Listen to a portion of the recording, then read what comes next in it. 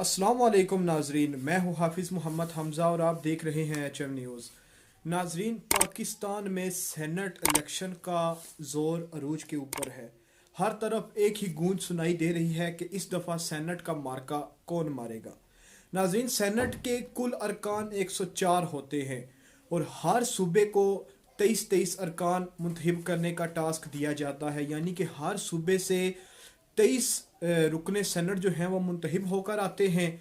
8 अरकान फाटा से मुंतखब होकर आते हैं और 4 वफाक से होते हैं। कुल मिलाकर 104 हो जाते हैं।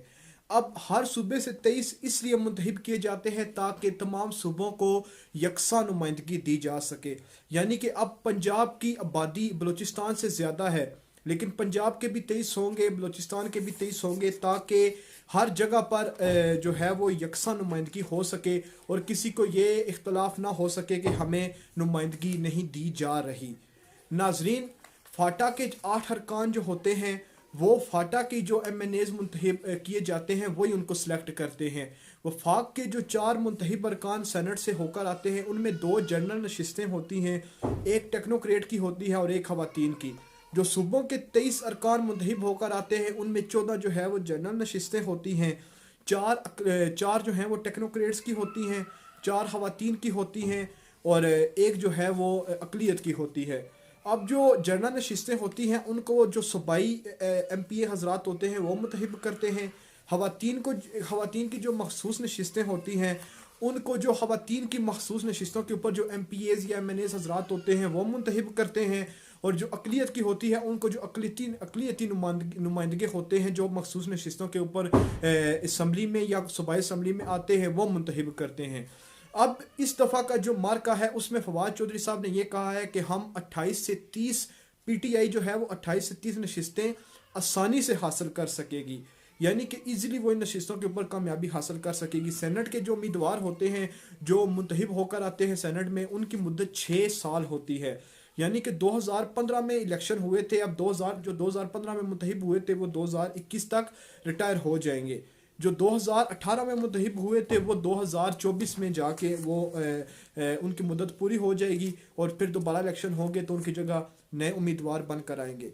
अब नाजरीन, जो सूरत हाल है वो गंभीर इसलिए है कि कल जो हुआ ज़िमनी इलेक्शन पंजाब में, उनमें मुस्लिम लीग नून ने नुमाया कामयाबी हासिल की। यानी कि PTI की जो अपना मखसूस इलाका था, PTI का जो गढ़ समझा जाता था, सबसे बड़ी बात अगर हम ये कहें कि परवेज़ हटक साहब जिनका अपना बाई हल्का था वहाँ से वो नून लीग जीत गई है बड़े अच्छे खासे वोटों से। उसके अलावा पंजाब में वज़ीराबाद में नून लीग जो है वो नशिस्त हासिल करने में कामयाब हो गई, डस्का में नून लीग जीत गई। इसके अलावा जितने भी ज़िमनी इलेक्शन हुए MPA की जो है वो नशिस्तें जो है वो नून लीग जीत गई। एक आध सीट जो है वो PTI के नसीब में आई। तो इससे देख के ये लगता है कि अवाम जो है वो महंगाई के हाथों बहुत मजबूर हो गई है और अब वो तब्दीली देखना चाहती है दूसरे मानों में, यानी कि वो हुक्मरानों को अब तब्दील देखना चाहती है। तो अब ये जो नशिस्तें नून लीग जीती है इससे नून लीग को बड़ा बेनिफिट होगा सेनेट इंतखाबात में। दूसरी तरफ PTI को एक ये भी मसला हुआ है कि PTI के कुछ अरकान ने वोट देने से इनकार कर दिया है। जिस तरह हम अगर बात करें डॉक्टर अमर लियाकत को, तो उन्होंने डॉक्टर अब्दुल हफीज शेख उनको वोट देने से इनकार कर दिया है कि PTI के बेशतर अरकान ऐसे हैं कि जो इस वक्त नाला समझे जाते हैं अपनी जमात से। तो PTI को काफ़ी मुश्किलात का सामना करना पड़ सकता है इंतखाबात में। PDM ने मुश्तरका उम्मीदवार सैयद यूसुफ रज़ा गिलानी जो कि साबिक़ वज़ीर आज़म है उनको ठहराया है, तो उनको वफाक की नशिस्त से ठहराया गया है। डॉक्टर तारक फजल चौधरी साहब उनको इस्लामाबाद की मखसूस नशिस्त से जो है वो उम्मीदवार खड़ा किया गया है टेक्नोक्रेट की नशिस्त से।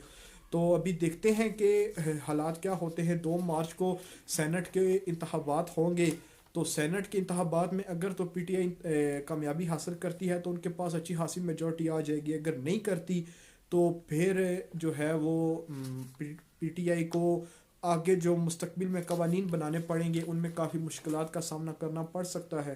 तो देखेंगे 2 मार्च के बाद हालात क्या होते हैं, क्योंकि मार्च में लॉन्ग मार्च भी होने जा रहा है।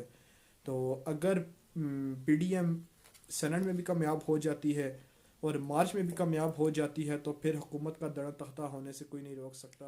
बहुत शुक्रिया।